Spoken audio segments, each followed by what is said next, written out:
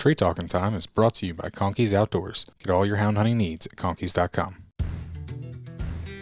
Welcome to Tree Talking Time, where we talk all things tree dogs, from the smallest feists to the largest hounds, treating squirrels to bears and everything in between.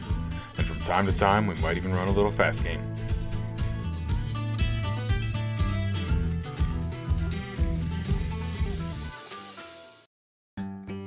Need reliable housing for your animals? Animal Housing Solutions in Mayo, Florida builds custom coops, kennels, and shelters that are strong, durable, and designed with your animal's comfort in mind. Whether you need a large-scale kennel or a small custom chicken coop, they've got you covered. Quality craftsmanship, great service, and solutions built to last. That's the Animal Housing Solution promise. Check them out at Animal Housing Solutions on Facebook. Animal Housing Solutions, where your animals come first. Your dogs deserve the very best, and that's exactly what Elite Nutrition Canine Products delivers. Packed with premium ingredients and backed by science, their formulas are designed to boost energy, support joint health, and keep coats shiny and strong. Whether you've got a working dog, a hunting partner, or just a loyal best friend, Elite Nutrition gives them the fuel they need to thrive. Don't settle for ordinary. Choose the nutrition your dog deserves. Find Elite Nutrition Canine Products today and give your dog the Elite Edge. Go to shopeliteglobal.com and use the code TREE10 on your next purchase. Well, really, I wasn't really raised around hunting dogs per se. My brother, when he was 2 years, he's 2 years older than me. When we were growing up, he had a good friend of his, still a good friend of his, Josh Ryan. That his dad, John, and I, they hunt coon hounds, and my brother hung out with them, and he kind of started a handful of hounds. He'd buy a really well bred pup, and then they'd go mess with it. And about the time he'd get it to start treeing, he'd have someone that end up offering him a little bit of money for it, and he'd sell it and move on to the next one.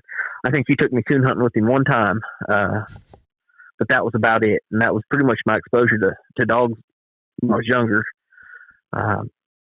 Then when it probably would have been about probably 2008, I was in college, and I came back from Kansas for rifle season, and me, my brother, and my cousin were walking down this. We're walking back towards deer camp after a morning hunt down this field edge, and all of a sudden, two bobtail brindle dogs popped out of the timber line and came running down towards us. Well, it's rifle season, so we go ahead and we catch the dogs, and we knew whose they were once we read the collar. So we took two of our slings off our rifles and made some lead straps out of them, and took him back to camp and got a hold of him, told him we had his dogs, and he came and picked them up, but asked him, like, what are them dogs? Because I thought they were the coolest looking dogs I'd ever seen, and he said they're Tennessee treeing brindles, and they were supposed to be squirrel dogs. He was just letting them run loose to see if they'd figure anything out on their own. And man, it just kind of sent me down a rabbit hole. I started studying, and the Tennessee treeing brindle was hard to find, yes, and so I ended up finding some an Ohm CBA dog about a year later, after doing a lot of research and saving pinching pennies, and I ended up buying a pup from Dwayne Holland about a year later. But that's kind of how I got my start in it, really. Okay, that's pretty cool. Like, just randomly finding some cur dogs is how you ended up with them. Well, I'd never even heard of the squirrel dog, and I mean, it makes perfect sense. It made perfect sense to me because I mean, there's squirrels everywhere. Why wouldn't you want to hunt the most prolific, numerous thing that, like, you can kill more squirrels than anything? Like, if we used to have a lot of quail around here back before my time, and we've got a few coveys around, but quail dogs used to be huge. Mm-hmm. Everybody had a pointer in the back, tied up in the backyard, and go quail hunting. Well, the quail are gone, but we still got squirrels. Why doesn't anybody want squirrel hunt anymore, it seems like? Yeah. That's crazy. But you didn't even know what they were. Nope, didn't have a clue. Didn't even know squirrel dogs were a thing. But hey, so how long? So you said that would have been like 2009 then? I think I bought that pup in 2009. It would have been like Christmas. Okay. Right around Thanksgiving, Christmas of 2009 when I would have bought my first pup. So you're going on like just over 16 years, or just over 15 years in this then? Yeah, somewhere around there. I'm pretty similar time frame to me. I would imagine if you were in college, I was in college same time frame. So, and when I was in college is kind of when I got started. So very similar time frame wise as me. Yeah. Now not that I found some cur dogs in the woods, but found an article in a Outdoor Life when I was, I don't know, like 13 or 14, and sent me down the rabbit hole of Squirrel Dog Central and Squirrel Haters and all that.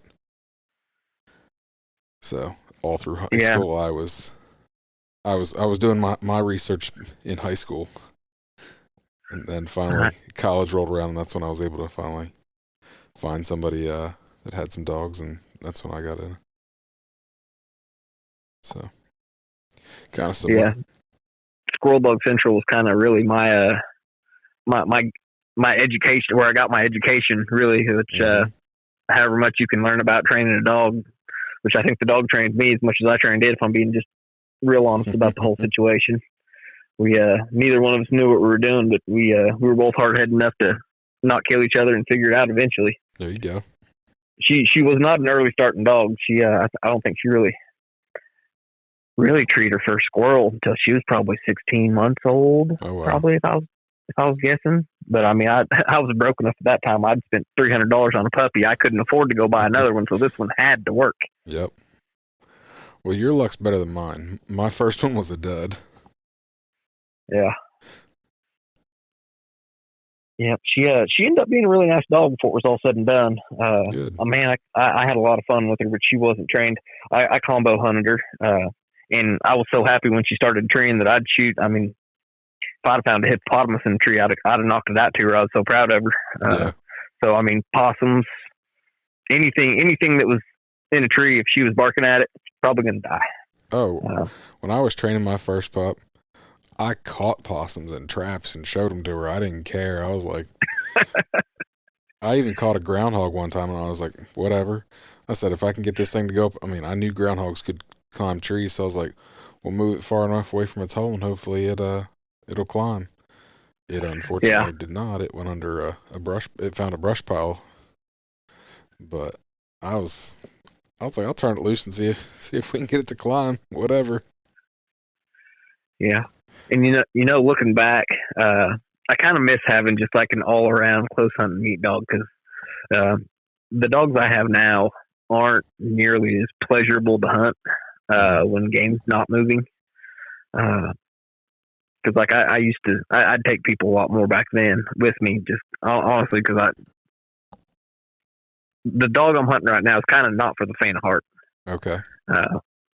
But back then, I'd take people, just anybody I could talk into going. I'd give them boots if they needed them, and drag them along through the woods. And I mean, dogs I had then, they'd pack hunt and they'd hunt. Now, I really had two dogs that kind of made one pretty decent dog when you put them together. Was kind of what I was working with. That's all right. But how man, a lot of people's dogs have been through the years. Yeah, but I'd take people and I'd think we'd go coon hunting. I'd think, oh man, I'd get done at the end of the night and I'd be apologizing to them because we didn't tree coon. And like, man, we had a blast. We killed, how many possums did we kill? 4 or 5? I can't remember. The dogs look great. What are you talking about? This was a blast. Yep.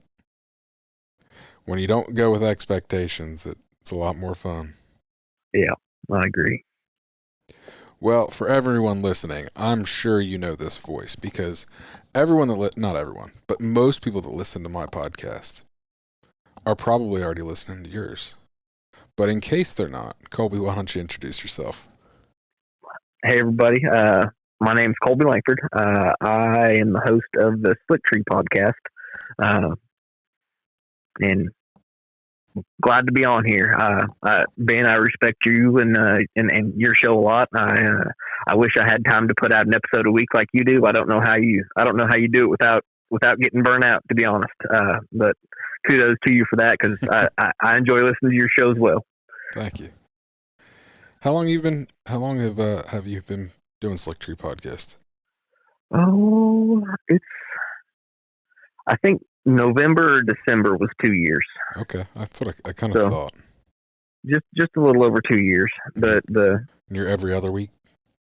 Yep, I have a show come out every other Friday, Okay. and it just kind of works well for what for the way my life's set up. It's I get not it. overwhelming, and I can keep after it. I get it.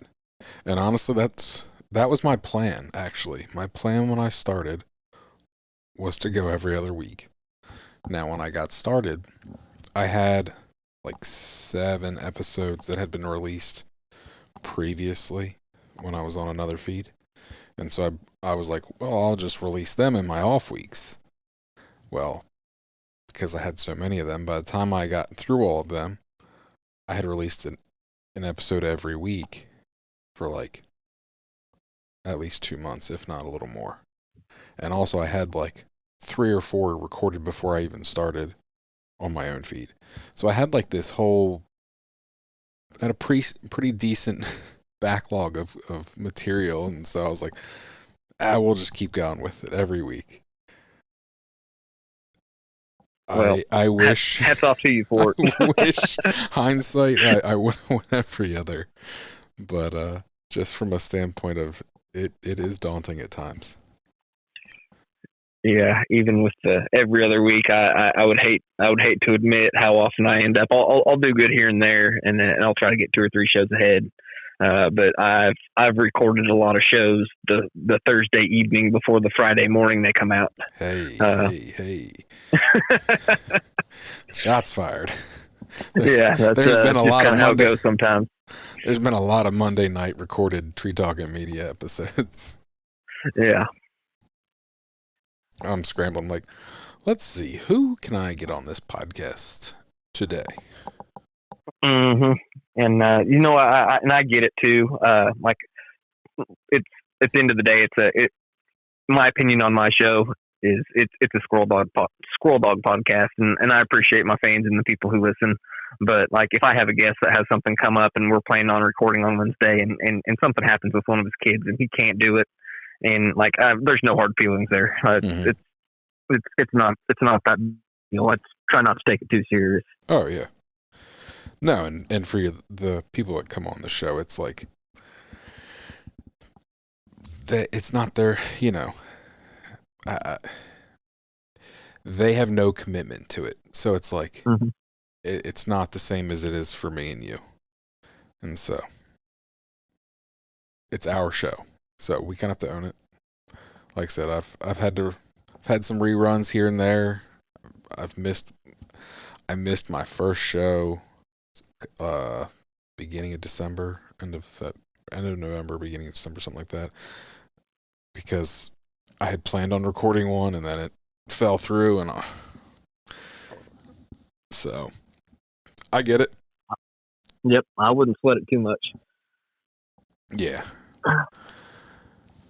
But so the reason I wanted to have you on here is I really enjoy your podcast, and you've had a lot of great guests on, but you don't really talk about you and your dogs. And so I'm like, but here lately you've been posting a lot of videos, and so I was like, let's dig a little bit into what you got going on, because I'm intrigued.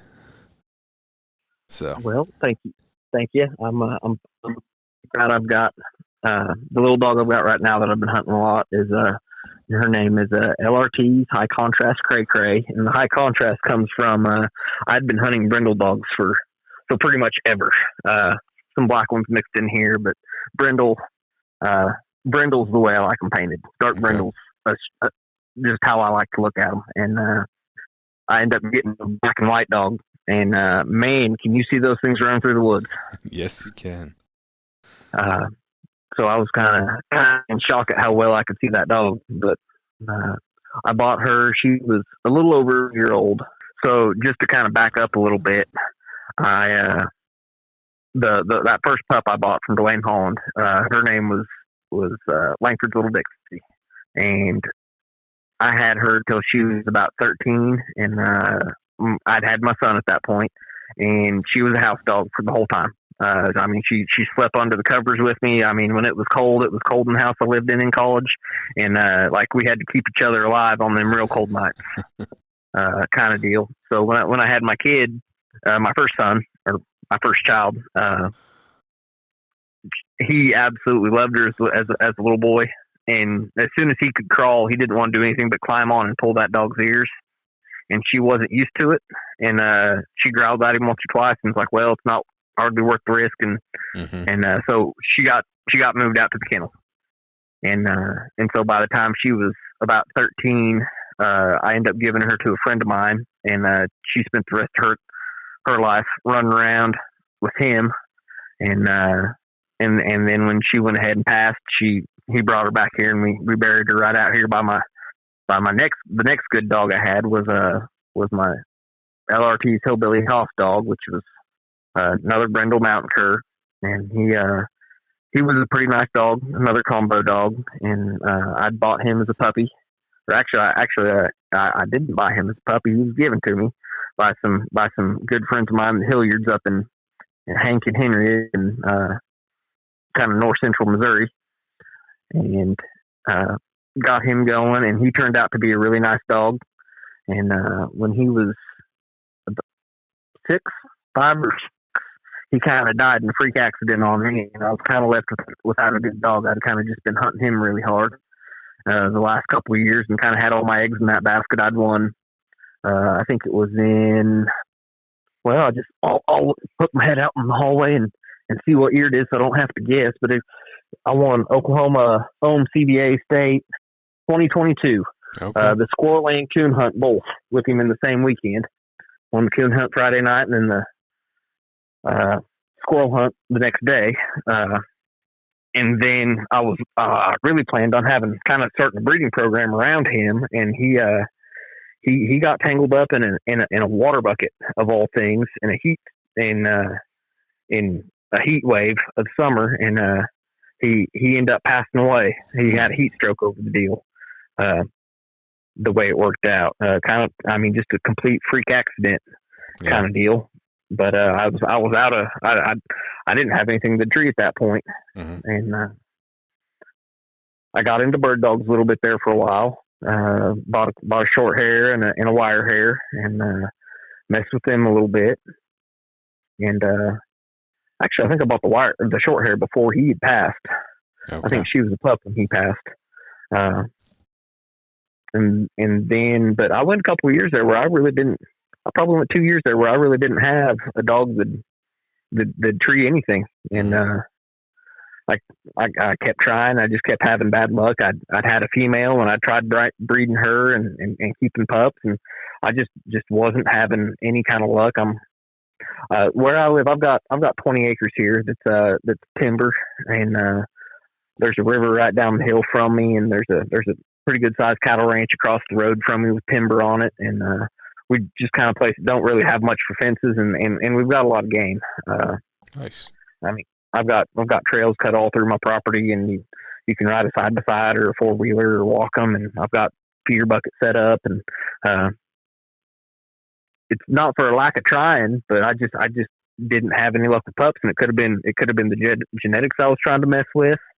I'm not real sure. Could have been me. But kind of from that, I decided that's kind of how my podcast came about. Was it was really kind of a way to force myself to make a phone call every 2 weeks and have an hour conversation with someone that knew a lot more about dogs than I did. Yeah. And put myself in a situation where I could ask questions and learn from people was really kind of the whole deal. And I figured, well, if I'm going to do that, I might as well just share it with everybody. Yeah. Why not? But so to fast forward, last year I bought, it'd be about a year and a half ago, 2 years, no, it might be 2 years ago now. I bought this dog, and I bought another about looks slightly older than year-old dog, and about a year ago. Okay. And two started dogs, they really weren't even started. They would hunt, they would go, but neither one of them were trained. And I thought, well, I was about to the point where if these two don't work, and I gave a decent amount of money for what they were. But if these two don't, if one of these don't work out, I'm just gonna have to like refinance my house and like go buy something and to where I can treat some game, because something's got to give here. I got to have a tree dog. And the cray cray dog ended up working out after pulling a lot of hair out and saying a couple words under my breath here and there. But she's made a nice little dog for me now. Nice. Now, what is she? So she is out of the Wade Hildebrandt Messiah dog, which is half Walker and half English Pointer. Okay. And he's a big running, big winded nose type of dog. And then the female she's out of is the China Girl dog, which I don't know as much about her.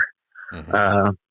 But she's half Walker, half Mountain Cur. So that puts her half Walker dog coming off both sides, quarter English Pointer, quarter Mountain Cur, and she favors the bird dog a lot in the head. Okay. But she's got really good foot speed. She stays really busy most of the time. I say most of the time. She took a minus for no hunt actually last weekend on me, which wasn't like her in the second round. But she went on, made 3 more trees, and looked pretty decent after that. But she went out, made a big loop, came back, and took a 7-minute timeout and break with us, just kind of hanging around, just kind of not doing much before she decided she'd go ahead and go back to hunting again. But it cost me, so we're working past that.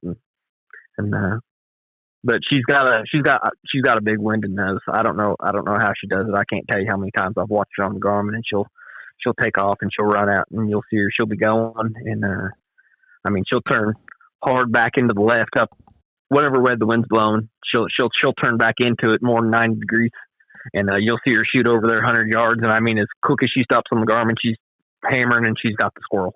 Nice. I don't know how a dog can smell a squirrel in the wind at 70, 80, 100 yards and know what tree it's in. It boggles my mind. That is crazy. But she managed to do it somehow. I don't get it. Have you tried any other bird dog crosses, or is she the first and only one you've had? She's the first one I've had.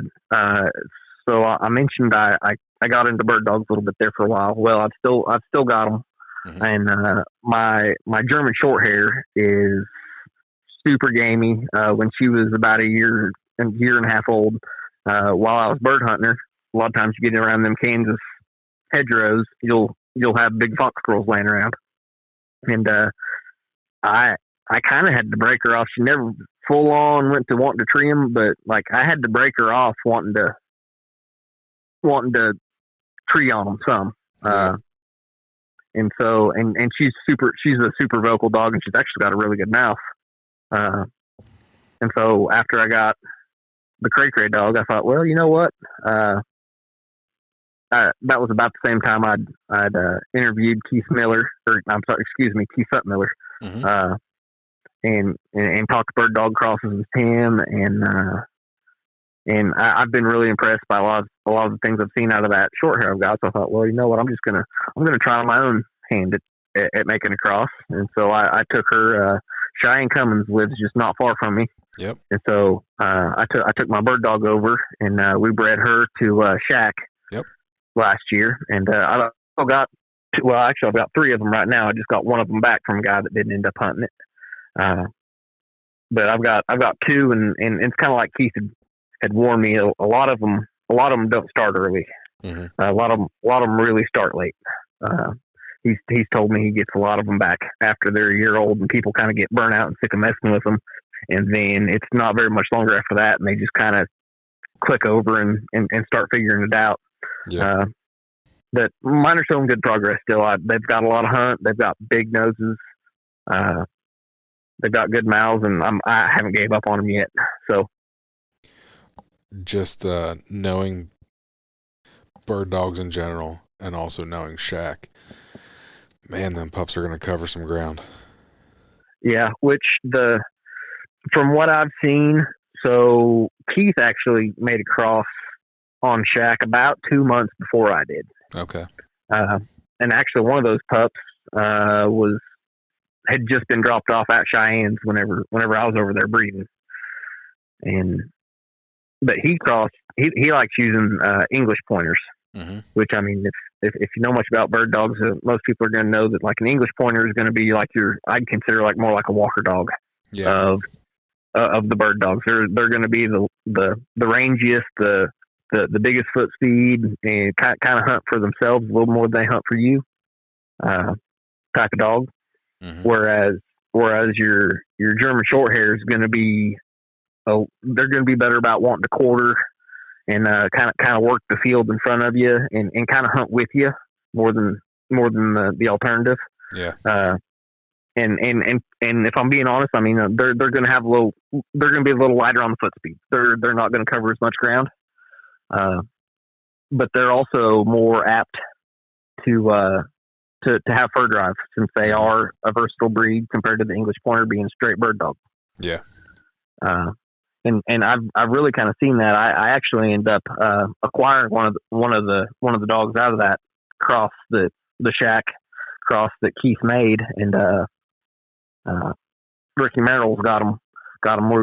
We partnered on him. I had too many dogs, and I had too many young dogs showing promise, and I got a hold of Ricky here a while back and sent him to him, and I think he took him out 2 or 3 times, and then he got loose out of him on the kennel when he went to feed, and he hadn't had him but for a week, and he called me, and he was about sick because that dog ran out by the highway, and he just knew that dog was going to get hit by a car, and it ended up, it was right before dark, and that dog ran back down river bottoms behind him, and he went and got that dog off a tree at dark.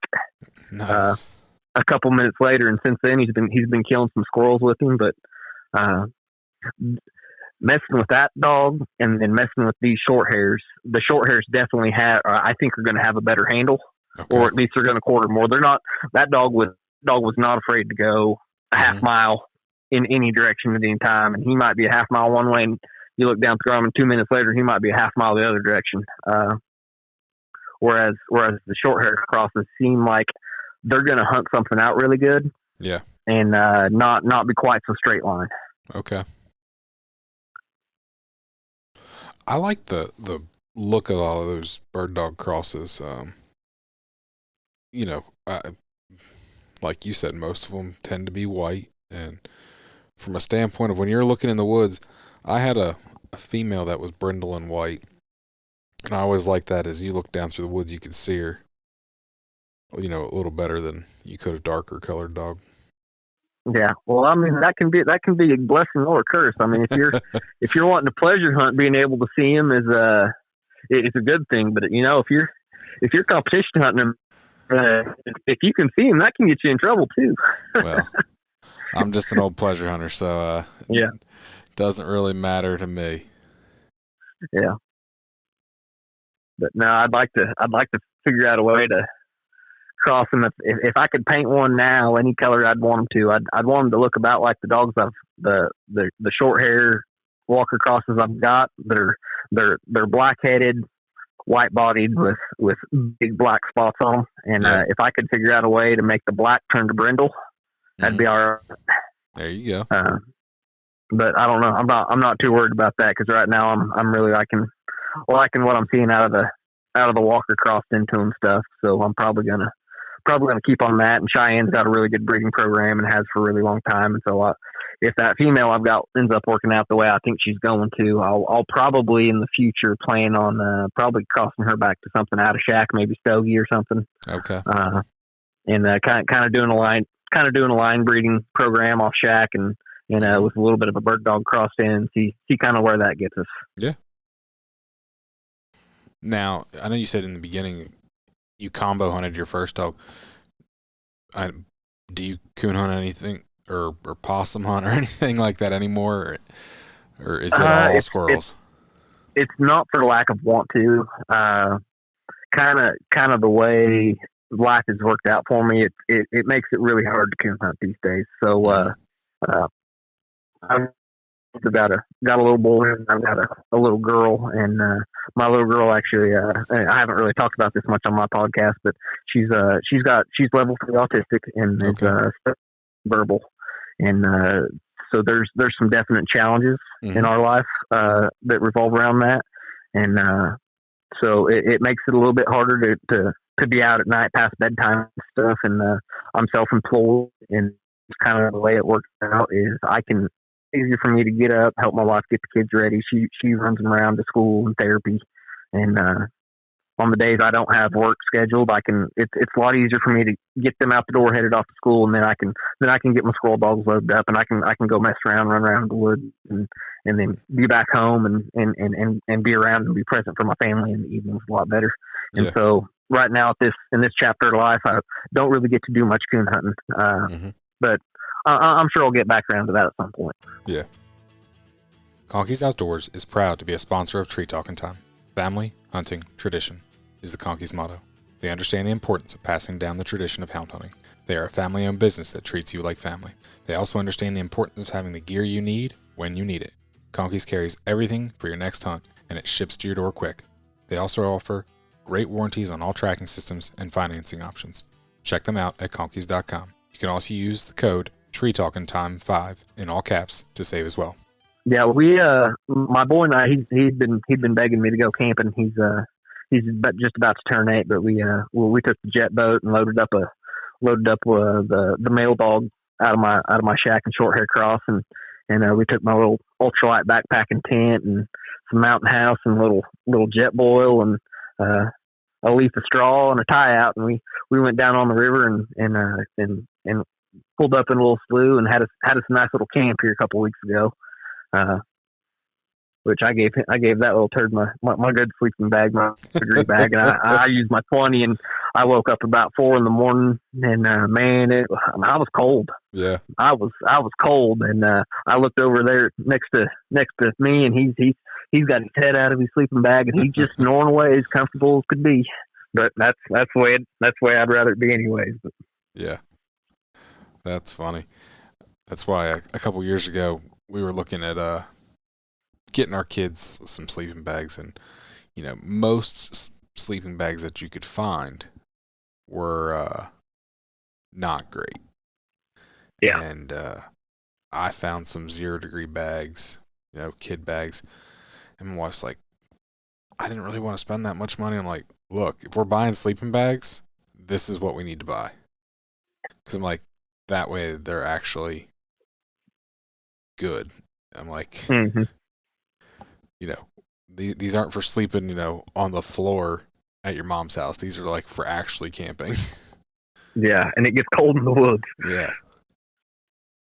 So they have come in handy because we've camped a couple times, and it's a few of those times it's gotten chilly.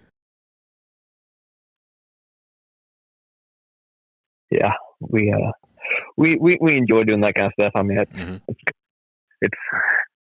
if you can't get kids involved with it and have fun, it's just not hardly worth doing at this stage in life for me.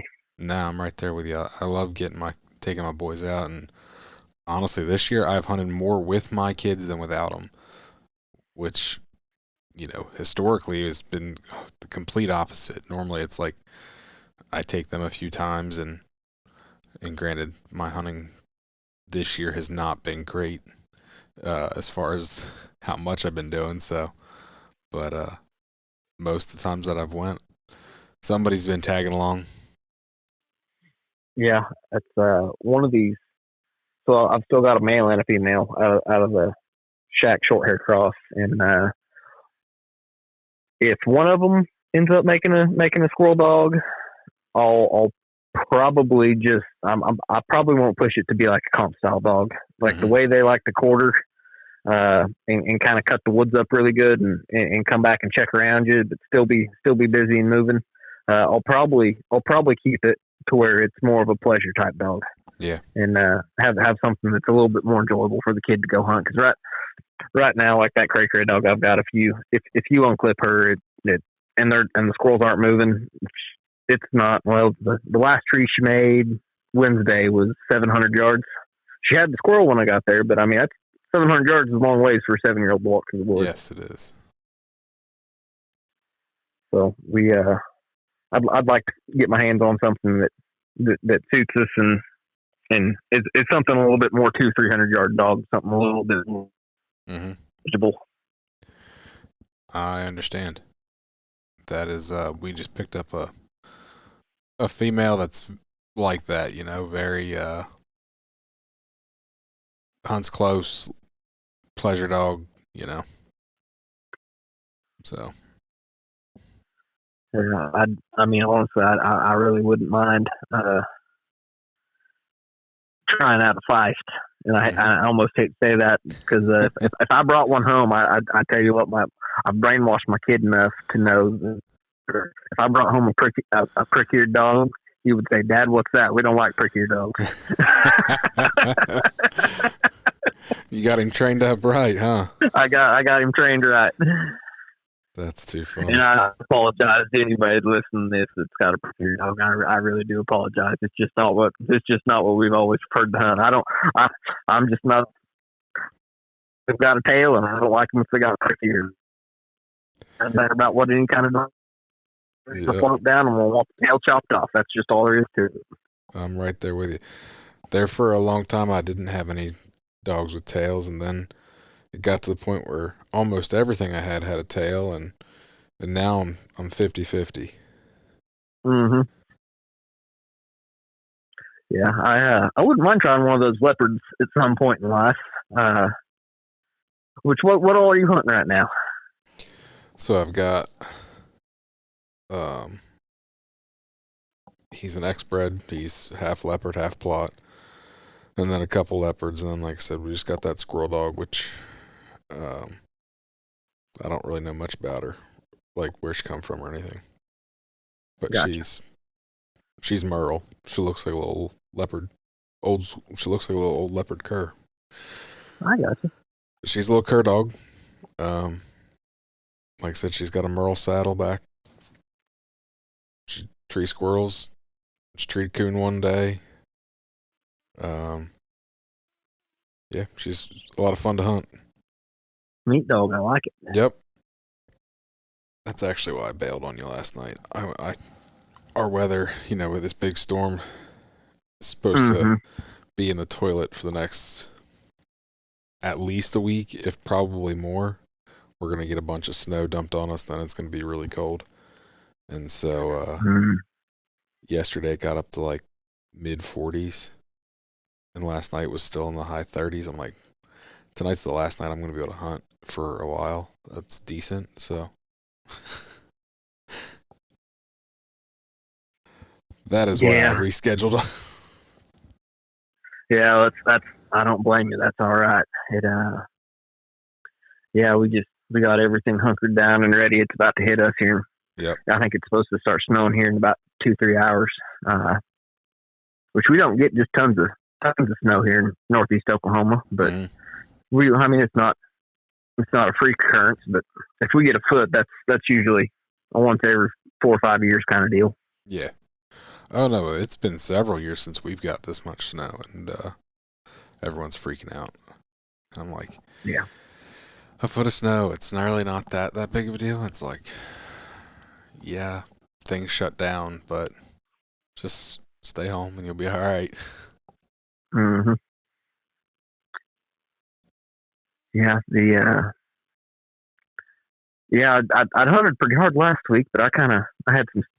So I've been helping get I talked about my daughter earlier having autism, and there's just really not hardly any services, therapy services specifically for that in our area. So the last couple of years, my wife and I have been working pretty hard to get some partnerships in place and actually get an autism center.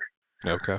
Here in our hometown, and we're right there on the goal line of getting the building done and Nice. getting it opened and some services available to the public. So I had some of that to deal with this week, and then I think my cray dog's going to kind of not do me any favors. So our Oklahoma State NSD state hunt was supposed to be this Saturday, and they moved it to next Saturday for snow. But I think she's about to come and heat on me. And the Walker Shorthair I've got next to her in the kennel just started bleeding yesterday, so I doubt she's going to be going for the state hunt. Yeah. next weekend. If I was guessing, I bet she'll be in heat. And to top it off, well, what I was really trying to finagle into was the NSD World Hunts in March, Mm-hmm. and I was really wanting to get past. In a perfect world, I could have got her past the Oklahoma State hunt, which would have gave me my 4 hunts to qualify for the world, and then I could have bred her, and then had it timed out to where she'd be about 30 days pregnant. Yeah. At the world hunt, take her to the world hunt, and then still get to have puppies. But the way it's going to work out, it's probably going to work out a kind of deal where if I do breed her, she's going to be like 60 days pregnant for the world hunt, and I don't feel like having puppies in a dog box, so I haven't decided what I'm going to do. I'm leaning towards breeding her though. So yeah, I understand. Especially you get a good one. It's hard not to, and I know somebody that had a pretty nice female, and she got hit this past fall on the road, and he was kind of kicking himself. He's like, should have bred her last spring. He's like, decided to wait, and he's like, now I'll never get the chance to. So. Yeah, and so Wade Hildebrand also owns the Romeo dog, which is also out of Messiah and a full walker. Mm-hmm. So he's I think quarter bird dog's about right on him. Okay. I think the half bird dog's a smidge too much. Mm-hmm. I mean they can work, but I think you're gonna have less trouble with one making it a tree dog if it's only quarter. Yeah. And the Romeo dog, which I think he won the NSD Junior World twice when he was younger, and he's at Deep Pattons in Arkansas right now, which is only about 2.5 hours from me, and so that would be kind of a line breeding half brother half sister cross, which I haven't ever done personally, but I hear a lot of people tell me it can work out really good. Yeah. So that's kind of what I'm leaning towards taking her to, and especially since he's only 2 hours away instead of 6 hours away, makes it tempting not to just run her over there. For sure. No, I've heard good things about him too. So I've seen him go a couple times. He's a really nice dog. Okay. He's I think he's the only. Well, I think he's one or two dogs I've seen get that last time I saw him go. He healed after the cast was over. He healed about a mile back to the truck. Wow. He's a nice dog, and he trees a lot of squirrels. Mm-hmm. He trees a lot of squirrels. Very cool. Yeah, you don't see that typically. I don't know. I don't. I've never been to like a high-end NSD or USDC hunt. There's been a few local NSD hunts. Most of the people locally had never even heard of a competition hunt, so the level of competition was not great. Not saying there weren't squirrel dogs there, but most people just didn't know rules, didn't know, So, and then otherwise, the only other squirrel hunts I've been to were WTDA and NKC hunts 15 years ago when I got started, which was just a different style.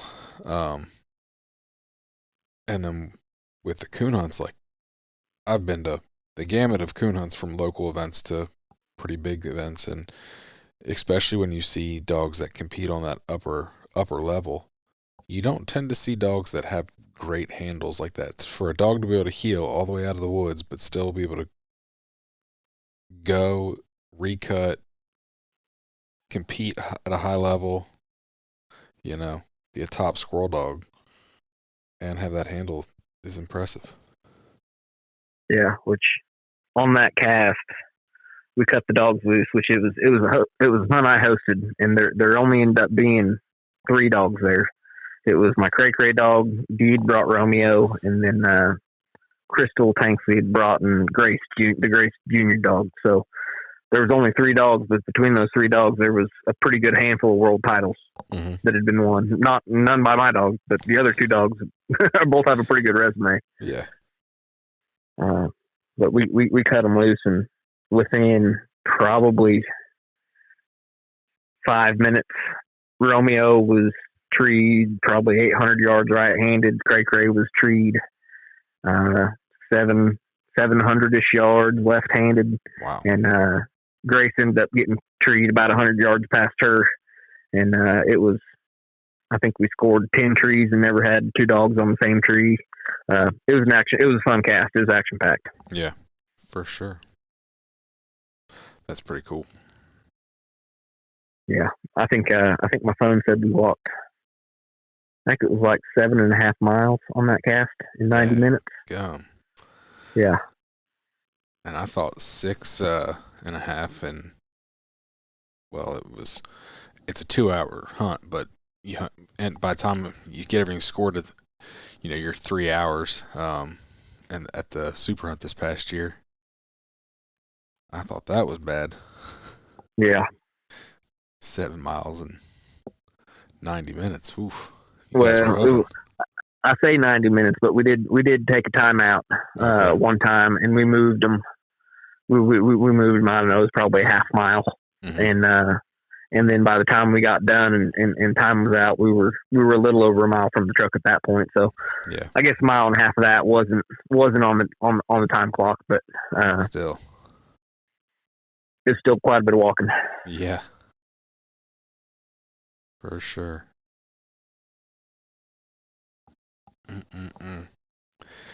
A lot has changed, that is for sure.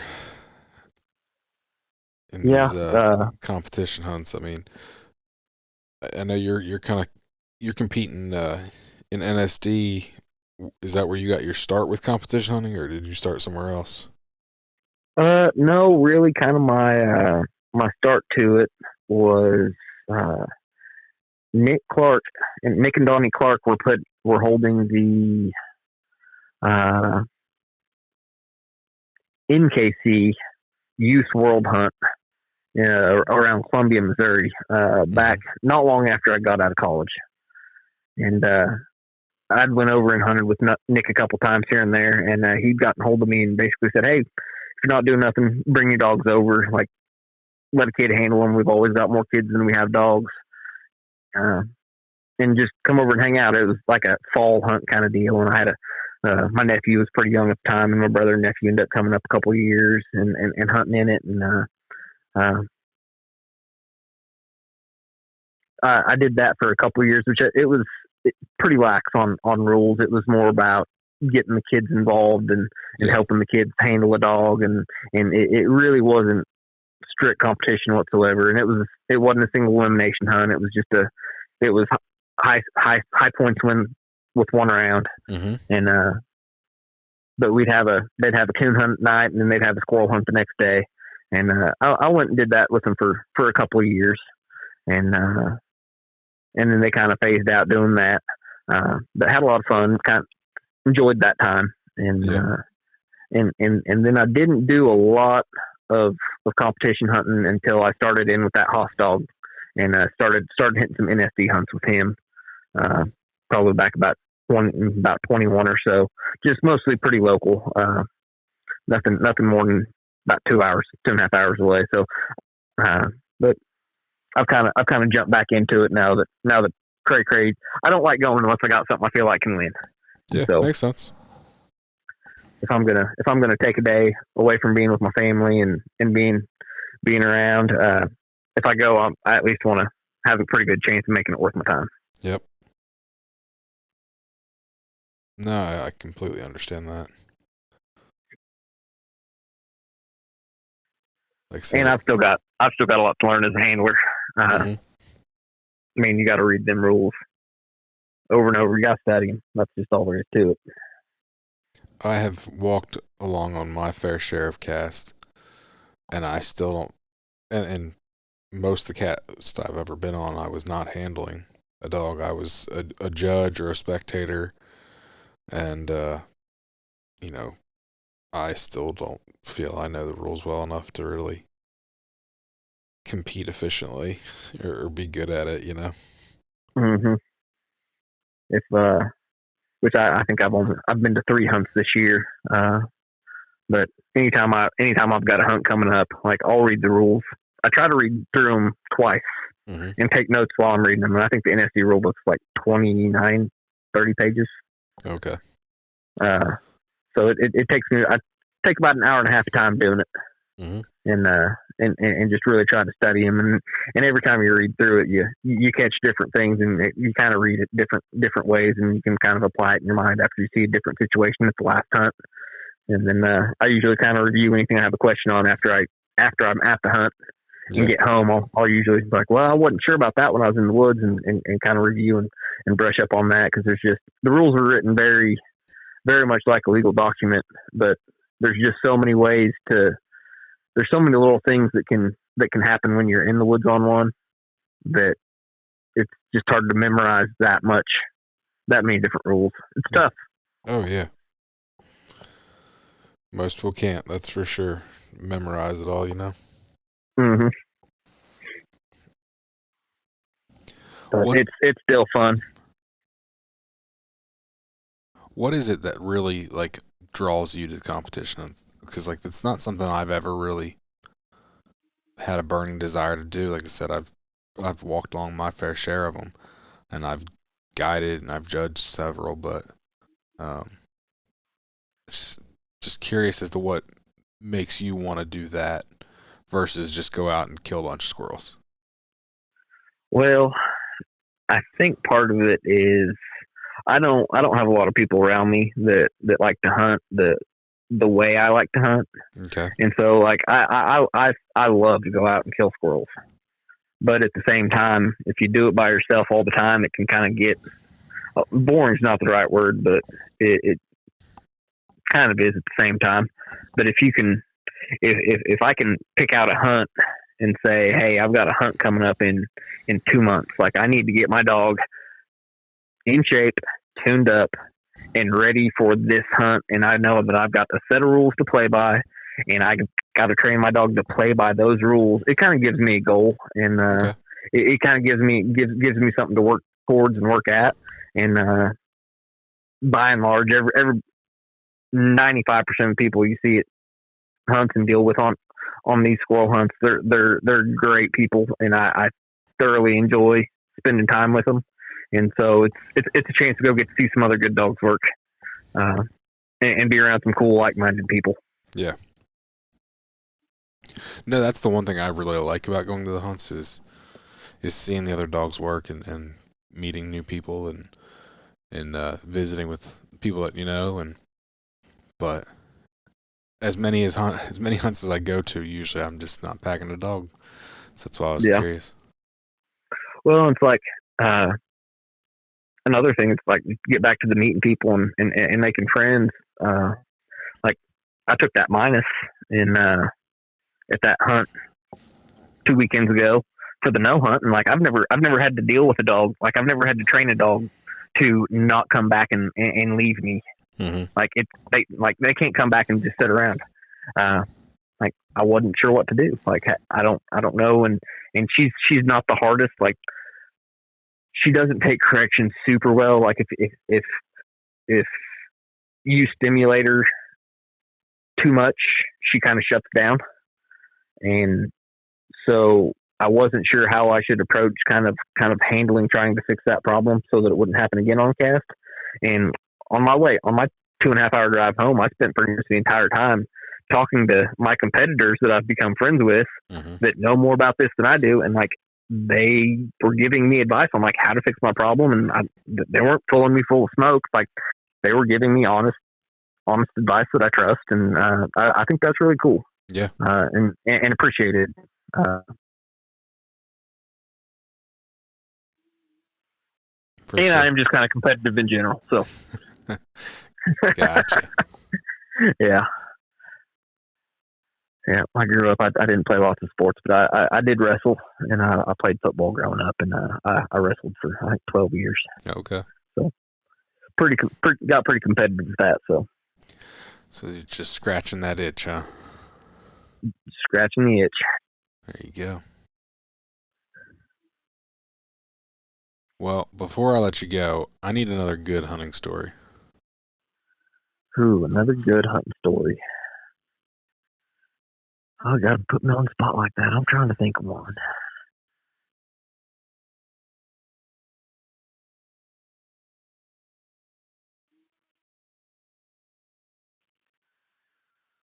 Let's see.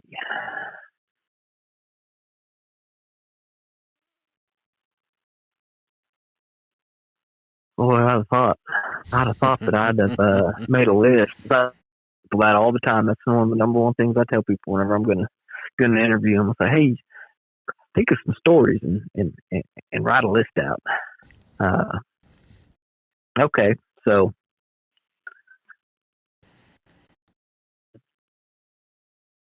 well, when I had my Dixie dog, she was a pup. Hang on, you're cutting in and out. Start that Can you over. hear me now? Yep. Okay. All right. So let's see.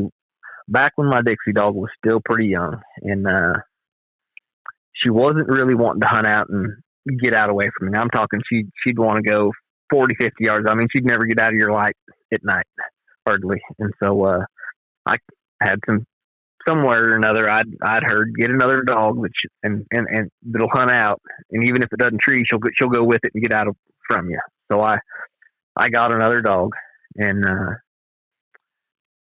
ended up making a Nicholson bred cur dog that was kind of a 2.5 year old, started and just needs hunted more kind of deal. Yep. Uh, and he ended up being a pretty decent coon dog before it was all said and done. But I had taken him on a pig hunt back in college. I didn't, and after college I didn't.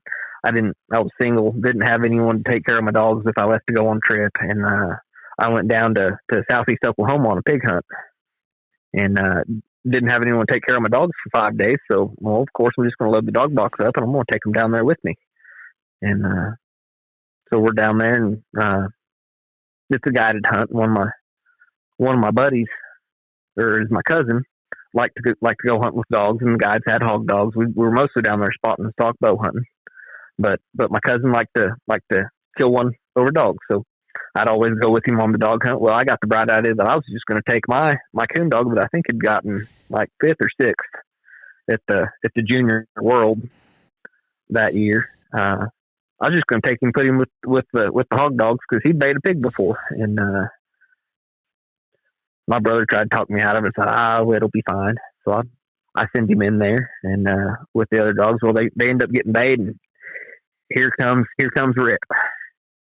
He goes just cruising in there and goes to catch, and I hear Yoo!